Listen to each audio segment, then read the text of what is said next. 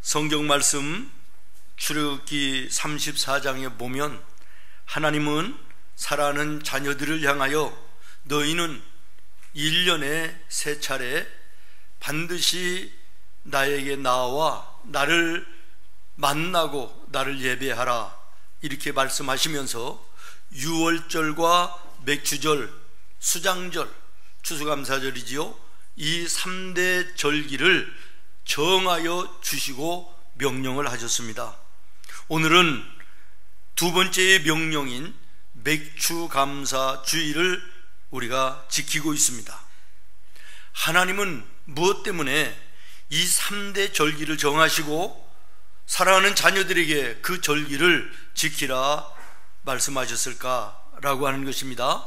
첫 번째는 내가 너희에게 베풀어 준 은혜를 기억하라는 것입니다. 아멘. 믿습니까? 아멘. 따라하겠습니다. 은혜를 기억하라. 은혜를 기억하라. 두 번째는요, 내가 너희를 사랑한 것을 기억하라 하는 것입니다. 아멘. 따라하겠습니다.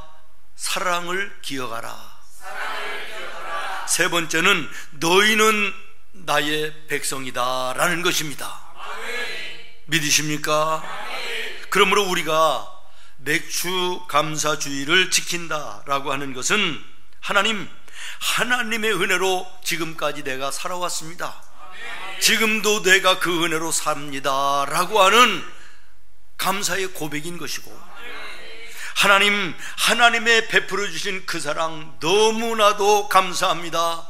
저도 하나님을 사랑합니다. 사랑의 고백인 거예요. 세 번째는 나는 하나님의 자녀입니다. 나는 더 이상 세상에 속한 자가 아니라 하나님께 속한 하나님의 자녀입니다 라고 하는 신앙의 고백이 되는 것입니다. 여러분, 예배에 올라오면서 성경 찬송을 가지고 오셨지 않습니까? 이것은 세상과 사람들을 향하여 나는 하나님을 믿는 사람이다, 나는 예수 믿는 사람이다, 나는 성도다라고 하는 고백이며 선포인 것이에요. 요즘에는 핸드폰에도 성경 찬송이 나오고 교회 가면 화면에도 나오고 준비된 성경 찬송도 교회 뒤에 있고, 그러니 그냥 가자, 이런 사람들이 많이 있습니다. 잘못된 것입니다. 하나님의 성전에 올라올 때, 예배하기 위해서 올라올 때 성경과 찬송을 가지고 온다는 것은, 여러분 다시 말씀드립니다, 세상을 향한 나는 하나님의 자녀입니다. 아멘. 나는 예수 믿는 사람입니다. 아멘. 나는 세상과 구별된 성도라고 하는 고백이며 선포임을 기억하시고, 아멘. 예배하여 올라오는 모든 성도들의 손에 성경과 찬송이 늘 있어지기를 바랍니다. 8월 15일 광복절을 기뻐하며 기념하는 사람들이 어떤 사람들일까요? 태극기를 대문 앞에 걸어놓고 대한민국 만세를 부르는 사람들이 어떤 사람일까요? 일본 사람들일까요? 미국 사람들일까요? 그들은, 일본 같은 나라는 망한 날이고 미국도 우리의 광복절을 모릅니다. 그러나 이 광복절을 기념하고 즐거워하고 기뻐하는 이것이 바로 내가 대한민국 사람이라고 하는 것을 이야기하고 있는 거 아니겠습니까? 다시 말하면 맥추감사주일도 마찬가지입니다. 세상 사람들이 이 맥추감사절을 어찌 알겠습니까? 맥주는 알지 모르고 소맥은 몰라도 맥추감사절은 모르는 것이에요. 왜? 그들은 하나님의 사람들이 아니기 때문인 것입니다. 하나님의 소속된 하나님의 자녀요, 하나님의 백성이 아니기 때문인 것이고, 우리가 이 맥추감사절을 기뻐하며 감사하며 찬송하며 지키는 것은 내가 하나님의 자녀이기 때문이, 아멘. 내가 구별된 하나님의 성도이기 때문임을 기억하시기를 바랍니다. 아멘. 그러나 여기서 우리가 분명히 하나 짚고 넘어갈 것은, 우리는 그저 이 맥추감사주의를 지키는 것, 그 외에 또 다른 절기를 지키는 것도 어떤 면에서 간단하게 지킵니다. 여러분 혹시 이번 주일이 맥추감사주일이다라는 것을 언제 알으셨나요? 지난주 주보를 보고 알으셨을 거예요. 다른 날은 그만두고, 그래, 지난주에 주보를 보고 다음 주일은 맥추감사주일이구나 라는 것을 알았으면서도 오늘 이 감사주일의 예배를 어떤 모습으로 한 주간 준비하셨나요? 일주일 전에는 그만두고 내가 맥추절이라는 주보에 나와 있는 다음 주일임을 알면서도 이 맥추감사주일을 지키기 위해서 무엇을 어떻게 준비하셨느냐라는 거예요. 여러분, 이 말씀 앞에 부끄러움이 있다면 회개해야 될 거 아니겠습니까? 당시 이스라엘 백성들이 이 맥추감사주일을 지킨다라는 것은 간단한 것이 아닙니다. 여기저기에 지금처럼 성전이 있었던 것도 아닙니다. 예루살렘 성에 올라와서 하나님의 성전에 예배를 해야 되는 거예요. 그러니까 멀리 지방에 사는 사람들 몇 날 며칠을 올라와야 되는 거예요. 몇 날 며칠을 돌아가야 되잖아요. 그러면 그 날짜가 얼마나 될까요? 수도 없는 날들이에요. 다시 말하면 시간적으로도 경제적으로도 생업을 또 뒤로 하고 와야 되고, 또 동네도 지역도 비우고 모두 올라와야 되니까 이거 모든 면에서 손실이 보통 손실이 아니고요, 보통 결단과 보통 믿음으로는 이 절기를 지킬 수가 없었다라는 것이에요. 그럼에도 불구하고 이스라엘의 백성들은 이 3대 절기를 생명을 걸고 지켰다는 것이고, 믿습니까? 이 정신이 오늘 이스라엘의 조그마한 나라가 세계 모든 열강의 최고로 두려움의 존재가 되는 그런 나라가 된 거 아니겠습니까? 이러한 많은 손실을 감수하고도 하나님 앞에 예배하기 위해서, 절기를 지키기 위해서 올라오는 백성들을 하나님이 그냥 두시겠습니까? 하나님은 여기에 대해서 약속의 말씀을 주십니다. 출애굽기 34장 24절입니다 시작. 내가 이방 나라들을 내 앞에서 쫓아내고 내 지경을 넓히리니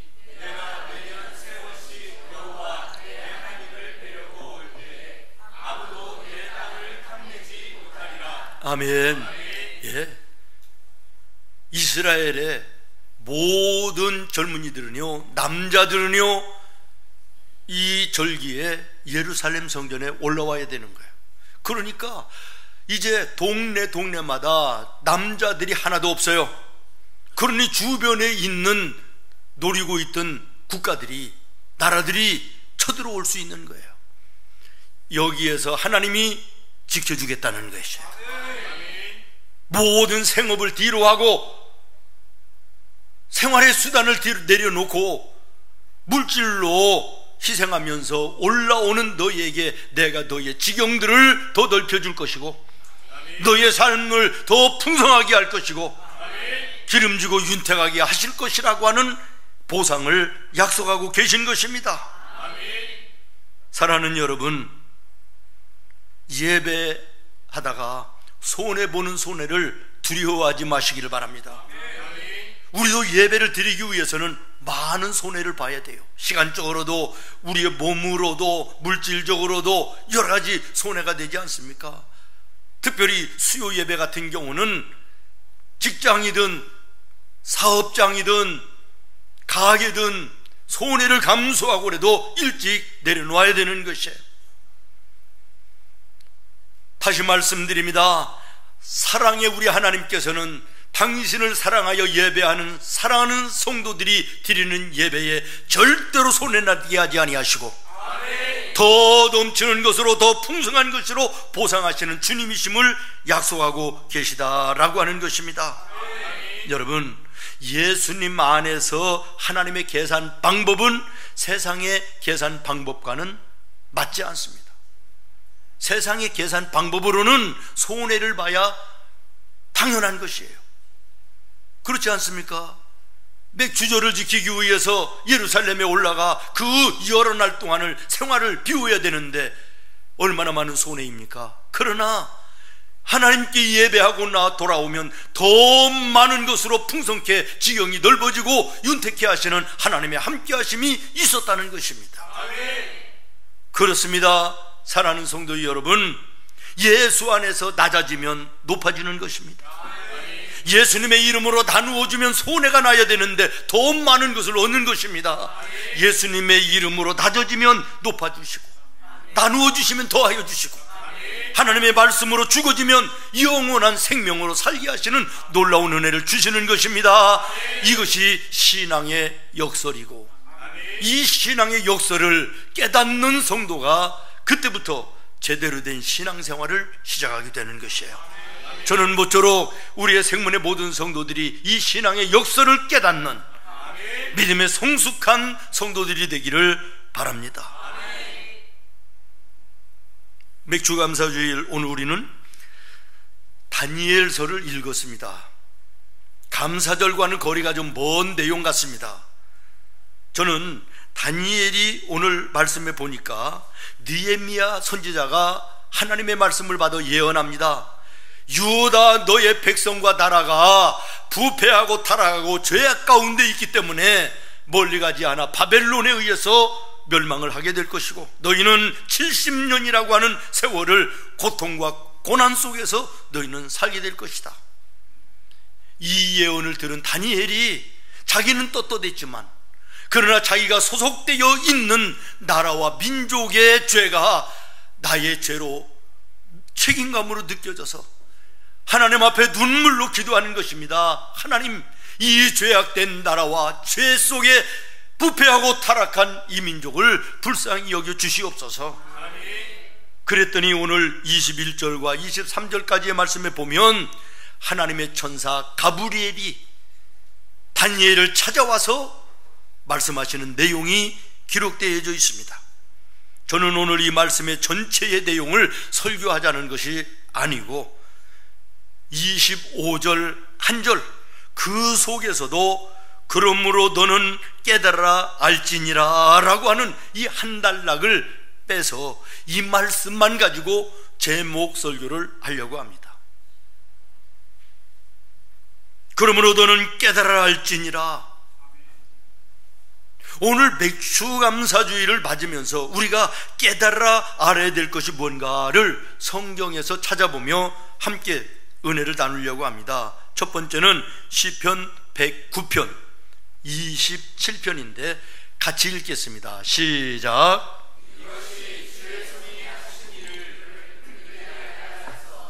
주 여호와께서 이를 행하셨나이다. 아멘. 지난 반년 모든 나의 일이 하나님의 손에 의해서 여기까지 온 것을 믿습니다. 이걸 깨달아야 된다는 거야. 우리 찬양 가운데 그 가사가 있었습니다. 지금까지 지나온 모든 것 하나님의 은혜였습니다. 하나님의 손길이었습니다. 지금까지 지내온 것 주의 크신 은혜라. 할렐루야. 이것을 깨달아야 된다는 거예요. 어리석은 사람들의 대부분의 잘못된 착각, 그것이 무엇입니까? 모든 것이 내가 했다라고 하는 생각입니다. 사업도 내가 했고, 돈도 내가 벌었고, 학교도 내가 잘 다녔고, 오늘 건강도 내가 평소에 운동도 하고 약도 먹고 잘 챙겼기 때문이고, 오늘 내가 여기 앉아 있는 것도 내가 내 삶에 잘 해와서 그렇다, 이런 생각입니다. 물론 그럴 수도 있습니다. 그러나 믿음의 성숙한 성도는 그렇게 생각하지 않습니다. 하나님의 은혜였습니다. 하나님의 손길이 있었기 때문에 내가 오늘 여기에 있는 것입니다. 이것이 신앙에 철든 사람들이에요. 신앙의 어린아이 같은 사람들은 여전히 모든 것이 납니다. 내가 했다는 거예요. 그러나 신앙에 철든 성숙한 그리스도인들은 주님의 손이 함께 하셨다는 것이죠. 여러분, 재물만 해도 그렇습니다. 내가 기술이 있고 내가 경영에 어떤 경험도 많고 재주도 있고 뭐 이래서 내가 오늘 사업도 괜찮고 여기까지 왔다. 농사도 마찬가지입니다. 내가 열심히 김을 메고 비료를 주고 병충해도 방제하고 잡초도 푸고 그랬으니까 풍년이 들었다, 이렇게 이야기할 수도 있습니다. 그럴 수도 있지요. 그러나 성숙한 그리스도인은 그렇게 얘기하고 그렇게 마음을 먹지 않는다라는 것이에요. 하나님이 함께 하셨다. 하나님이 도와주셨다. 여러분, 이것은 하나님이 말씀하신 것입니다. 누구를 통해서? 모세를 통해서. 여러분, 한번 신명기 8장 말씀을 17절부터 한번 보시겠습니까? 시작. 내가 마음에 이르기를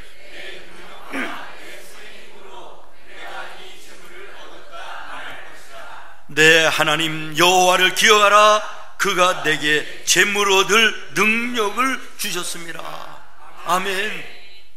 하나님이 내게 건강을 주셨기 때문에 내가 아무리 재주가 있고 달란트가 있고 아무리 경험이 많고 똑똑해도 하나님이 건강 주시면 안 되지. 하나님이 이 이른 비와 늦은 비와 바람과 해와 달과 모든 것을 우리에게 공급하여 주시지 않으면 안 되는 것입니다. 그래서 얼마나 답답하시면 예수님이 비유로 말씀하시잖아요. 어리석은 부자의 비유. 어느 부자가 그 해에는 더 많은 풍년을 맞습니다. 지금도 부자인데 풍년이 들었어요. 더. 그러면 어려운 이웃들도 생각해서 나누어주기도 하고 하나님께 감사해서 비를 내려주시고 햇빛도 주셔서 감사합니다 찬송하고 이래야 마땅한데 뭐라고 얘기하지요? 내가 열심히 해서 이렇게 풍년이 들었으니 내 영혼아 이제 창고를 더 좀 늘려서 짓고 먹고 마시고 한번 즐겨보자 이랬습니다. 그랬더니 하나님이 뭐라고 말씀하시지요? 어리석은 자야, 오늘 밤 내가 너의 생명을 다시 찾는다면 네가 쌓아놓은 그것이 누구의 것이 되겠느냐라고 말씀하십니다. 하나님이 내게 생명을 주셨기 때문에 내가 일할 수 있었습니다. 하나님께서 이 모든 자연의 섭리 속에 우리와 함께 하셨기 때문에 우리가 오늘 여기에 있는 줄로 믿습니다. 힘들면 힘든 때에도 하나님의 손길이 거기에 있어 깨닫게 하셨고, 형통할 때에는 하나님의 은혜 가운데 우리가 감사하며 여기에 있음을 감사하며 찬송해야 되는 것이 성도임을 기억하시기를 바랍니다. 그 다음에 또 하나 깨달아야 될 것은 시편 116편 7절 말씀입니다. 시작. 내 평안함으로 돌아갈지어다. 여호와께서 너를 후대하심이로다. 아멘. 아멘. 후대하셨다는 게 무슨 뜻이지요? 후하게 대접했다라는 거예요. 하나님, 지난 반년을 돌아보니 하나님께서 나에게 후대해 주셨습니다. 이것을 깨달아야 된다라는 것이에요. 사람들이 하나님께 감사할 줄 모르는 가장 큰 이유 중에 하나가 무엇입니까? 하나님께서 자기를 다른 사람들에 비해서 소홀히 여기셨다는 거예요. 다른 사람들은 후대하시는데 나에게 있어서만큼은 홀대하셨다는 거예요. 나보다 성질도 나쁘고 신앙생활도 예배생활도 제대로 하지 않는 집사가 나보다 더 잘 된다는 거예요.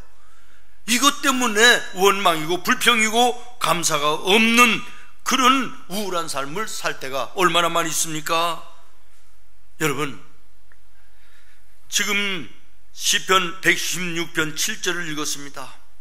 내 영혼아, 하나님께서 나에게 후대하신 것으로 인하여 감사하는 이 다윗이 지금 어느 환경에 있는지를 우리가 주목해야 됩니다. 이스라엘의 왕으로 최고의 높은 자리에 있을 때가 아닙니다. 인생 다 살고 모든 사람들이 다윗 왕 그러면서 높이고 존경할 때가 아닙니다.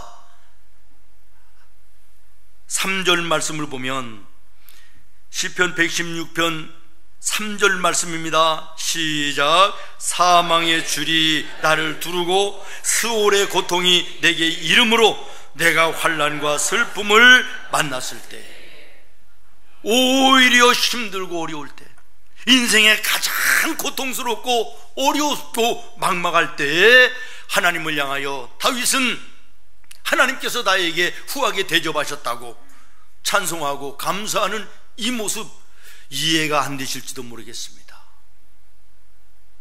어려운 고통 속에서 다윗은 자기 자신의 죄를 돌아봤습니다. 그리고 하나님이 내게 베풀어 주신 지금까지의 일들을 생각해 봤습니다. 죄로 인해서는 내가 지금 이 자리에 고통받는 것도 감사하다는 거요.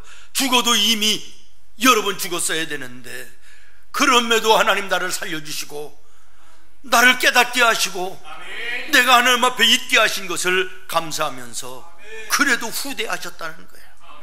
여러분, 이것이 진정한 믿음인 것입니다. 여호와께서 나를 후대하셨습니다.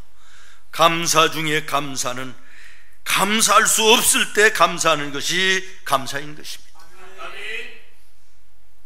욥이 그랬습니다. 하박국 선지자가 그랬습니다. 믿음의 위대한 인물들을 보십시오. 감사할 일이 있을 때 감사하지 못하는 사람 세상에 없습니다. 하나님을 모르는 자들도 감사한 일이 있으면 감사하는 것이지요. 그러나 진정 감사하는 자는 환난 가운데, 고난 가운데, 고통 가운데, 막막함 속에서도 하나님 앞에 무릎 꿇어 하나님의 내게 지금까지 부어주신 은혜를 생각하며 오늘 내가 받는 고통을 비교해보며 거기에서 깨닫고 하나님 앞에 감사하는 자가 진정한 감사하는 자임을 기억하시기를 바랍니다. 어떤 분이 그런 얘기를 해요. 나를 억울하게 하고 나를 힘들게 하고 내 뒤에서 늘 나를 조롱하고 다니는 그 사람, 하나님 죽으라고 할 수는 없지만 하나님 조금 뭘 때려서라도 안 되게 해서라도 좀 저것을 깨닫게 해주십시오. 그리고 기도했더니 하나님의 마음속에 야 이놈아, 그러기로 말하면 너는 여러 번 죽었다 그러시더래잖아요. 그렇습니다.